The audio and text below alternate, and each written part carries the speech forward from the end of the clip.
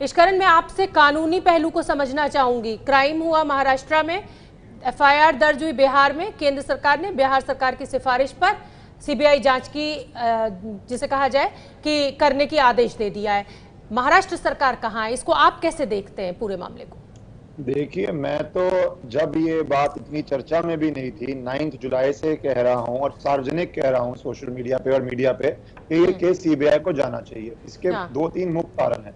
14 जून की घटना थी और मैं तो 9 जुलाई की बात ही करता हूं। 25 दिन तक कोई एफआईआर भी दर्ज नहीं हुई और उसके बाद आप देखिए कितना कुछ सामने आया है। मैं ये नहीं बोल रहा कौन गिल्टी है, इसलिए मैं नाम नहीं लूंगा रिया का या किसी और का, पर आप देखिए कि जांच के विषय में कितनी चीजें सामने आई हैं कि 5 दिन पहले एक मैनेजर की भी अननेचुरल डेथ होती है, तो 2 जवान लोगों की अननेचुरल डेथ होती है। इसमें कुछ कनेक्शन है या नहीं है, मुंबई पुलिस ने जांच नहीं करी। अब उन्होंने एक पब्लिकेशन निकाली है कि किसी को अगर 2 महीने बाद जानकारी है तो आके हमें बता दे। ये काम तो आपका 8 जून 9 जून को होना चाहिए था।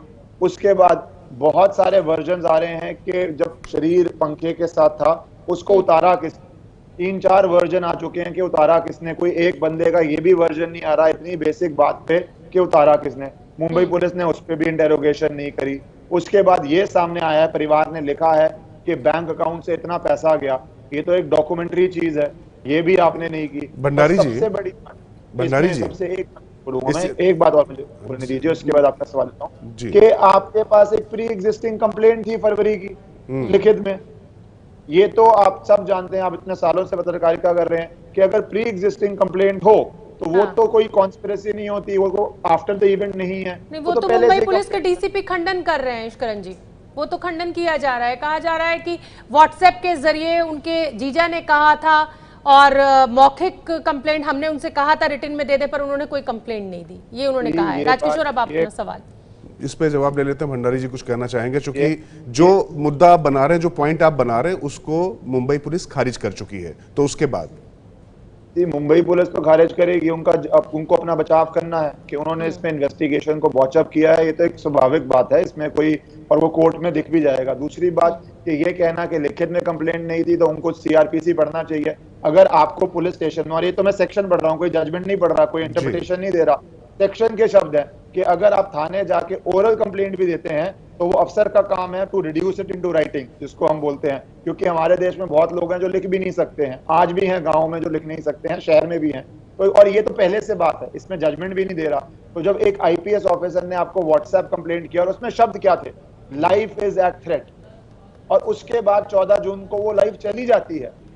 आप उसके बाद भी, मैं चलो फरवरी में आपने नहीं इन्वेस्टिगेट किया मान लेता हूं, 14 जून को भंडारी जी जो आप कह रहे हैं, आप सीधा आरोप लगा रहे हैं कि इन्वेस्टिगेट नहीं किया, जबकि अभी थोड़ी देर पहले आपने देखा होगा कि वरिष्ठ वकील माजिद मेमन साहब हमारे साथ जुड़े हुए थे। उनका कहना था कि हम और आप ये प्रीएम्प्ट नहीं कर सकते, ना तय कर सकते हैं कि पुलिस जांच कर रही है, कैसे कर रही है, किस तरीके से कर रही है। वो इसमें सीधे सीधे सियासत होते देख रहे हैं। तो क्या वाकई आपको लगता है कि सियासत के आगे कानून यहाँ पीछे चला गया है?